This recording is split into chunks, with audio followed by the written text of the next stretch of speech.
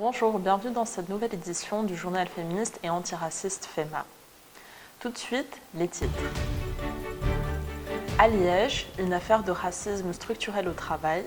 Dans un magasin JD Sport, pousse un employé choqué suite à la discrimination qu'il a subie sur son lieu de travail à témoigner et à se défendre.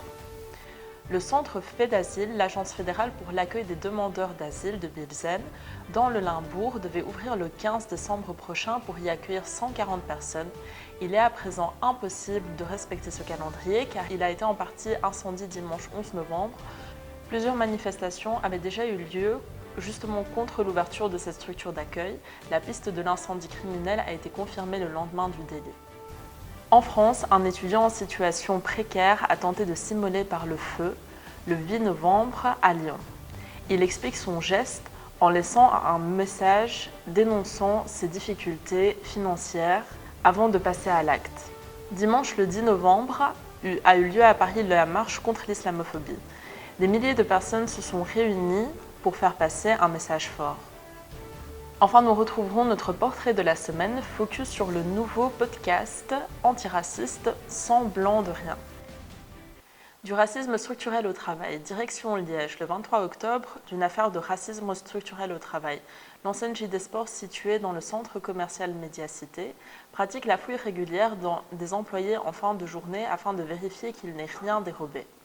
Le jour des faits, Célia, la manager, exige que ses employés se rangent en 3 files distinctes afin de permettre une fouille fluide, à savoir les Arabes, les Gouers, à savoir les Blancs, et enfin une file de macaques, soit d'employés noirs.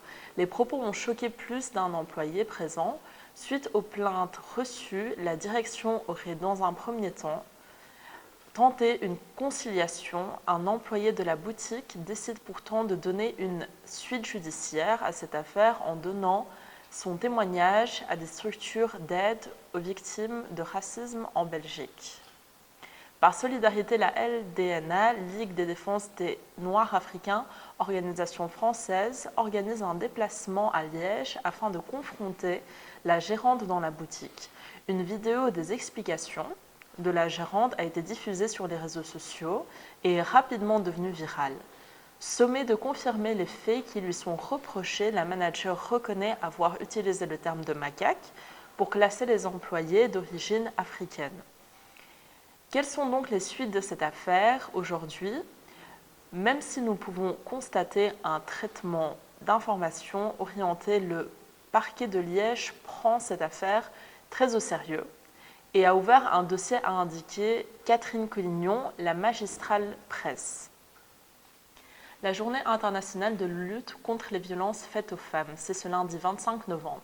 Depuis 1999, cette journée est dédiée à toutes ces victimes, ces femmes courageuses qui font face à des situations violentes ou de souffrances psychologiques à travers le monde chaque jour. Il faut noter qu'il est impossible d'obtenir des données officielles sur le nombre de féminicides commis dans le royaume. Pourtant, la Convention d'Istanbul, ratifiée en 2016 par la Belgique, visait justement à combattre la violence à l'égard des femmes et domestiques.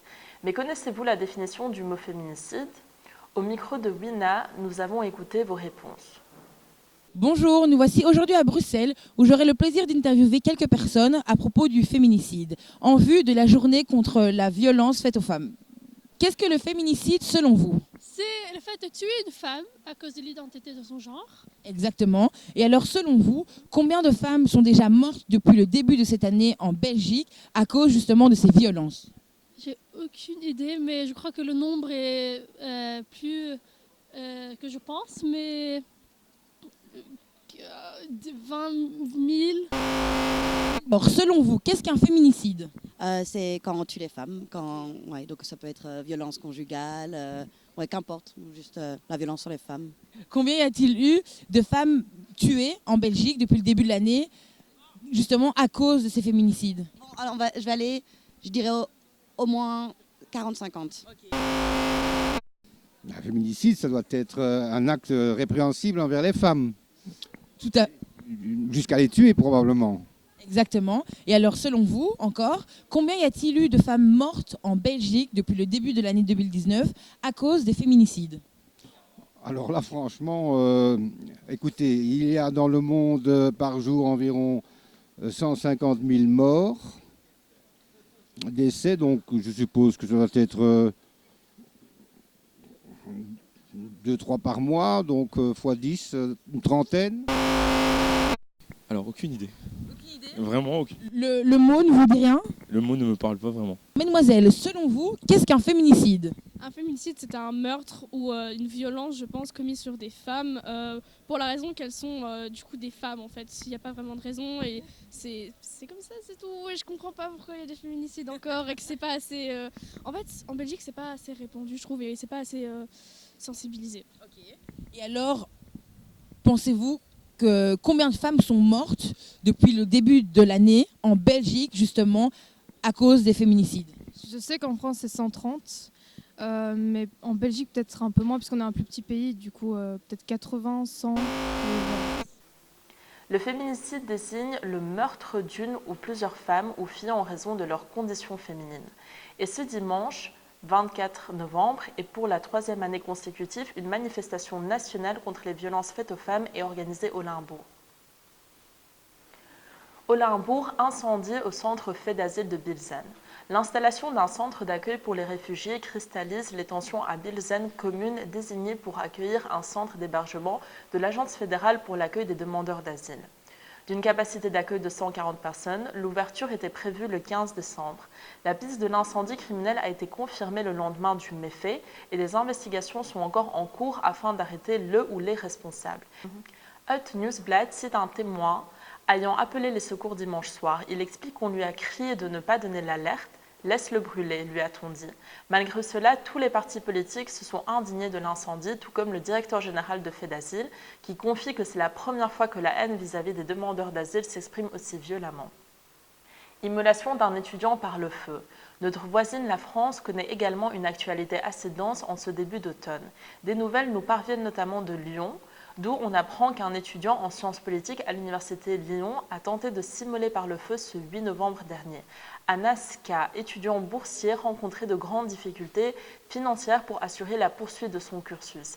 Il percevait jusqu'alors une bourse de la part du Crous Lyon, la structure permettant d'améliorer les conditions de vie des étudiants dans l'Académie de Lyon en matière de bourse, logement, restauration, aide sociale, etc. Anas est reconnu par ses camarades et par le personnel administratif de Lyon comme un jeune homme très investi dans la vie étudiante en grande difficulté financière. Anas occupait un logement que ses amis qualifiaient d'insalubre. Anas évoque les raisons motivant son geste et explique avoir perdu sa bourse. Face à l'urgence de sa situation, il décide de s'immoler par le feu comme un signe de protestation vis-à-vis de sa situation personnelle. Nathalie Depnier, présidente de l'Université Lyon 2, revient sur les faits la semaine dernière en constatant que le nombre d'étudiants dans les situations très difficiles augmente de plus en plus. L'émotion reste vive chez les étudiants et le personnel enseignant. Des étudiants réunis en assemblée générale mardi dernier ont d'ailleurs voté le blocage de l'université le lendemain. Marche contre l'islamophobie.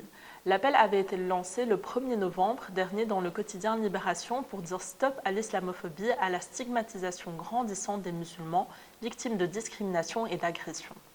Une attaque contre une mosquée à Bayonne, revendiquée par un incident militant d'extrême droite de 84 ans, a fait 2 blessés graves. Fin octobre, a indigné plusieurs personnes et organisations comme le collectif contre l'islamophobie en France décident d'organiser cet événement à travers le pays pour prôner le vivre ensemble et dénoncer la stigmatisation dont ils sont victimes. Les positionnements politiques divergent au sujet de cette initiative, alors que des élus de la France insoumise ont participé à la marche. D'autres partis de droite s'indignent de l'organisation de cet événement qui viserait à combattre les lois de la République, selon Marine Le Pen du parti Rassemblement National. Le traitement médiatique de la marche contre l'islamophobie pose également un questionnement. En effet, les médias français semblent minimiser le nombre de participants présents, mais les vidéos des internautes postées sur les réseaux sociaux tels que Twitter montrent les rues de Paris bondées de milliers de personnes, dénonçant la mise à l'écart des musulmans de la société. Tout de suite, c'est le portrait de la semaine. Bonjour, je m'appelle Estelle, je suis co-créatrice du podcast Sembleur de rien qui traite de blanchité et de racisme en Belgique. En fait, l'idée nous est venue dans le cadre de notre mémoire médiatique à l'IEX. Nous voulions, avec les autres co-créatrices Fiona et Katia, traiter de la question du racisme. Et lorsqu'on était en train de démarcher d'autres élèves de notre classe pour parler de racisme, on s'est rendu compte que la plupart des personnes qui étaient principalement blanches dans la classe refusaient catégoriquement de parler de racisme ou étaient directement sur la défensive. Et en fait, on s'est posé la question de la légitimité de parler de racisme, la légitimité d'aborder ces questions. Et c'est de là que la question des privilèges blancs et de la blanchité est venue sur le tapis. Et c'est pour ça que nous avons décidé de parler de blanchité, car à notre sens, il faut que les personnes blanches, elles aussi, rentrent dans le débat sur le racisme et qu'elles aussi prennent action pour lutter contre ça. Et en gros, Semblant de rien, c'est un jeu de mots. Donc ça s'écrit S-A-N-S, blanc comme la couleur blanche, et de rien comme de rien. Et en fait, on s'est rendu compte, comme je l'expliquais précédemment, que la plupart des personnes blanches étaient dans une phase de déni lorsqu'on leur parle de racisme. Et du coup, on s'est dit, en fait, les personnes blanches font semblant de rien face au racisme. Et c'est de là qu'est venue l'idée du nom de notre projet. Lorsqu'on en tire, c'est énormément de bienveillance. Quand on a commencé à diffuser nos podcasts et qu'on a commencé notre page Instagram, on avait assez peur de tomber sur des personnes très négatives ou même de la haine. Mais au final, c'est tout le contraire. Les personnes blanches sont super ouvertes. On a reçu énormément de messages de remerciements de la part de personnes blanches qui ne savaient pas comment parler de racisme, qui ne savaient pas comment aborder ces questions.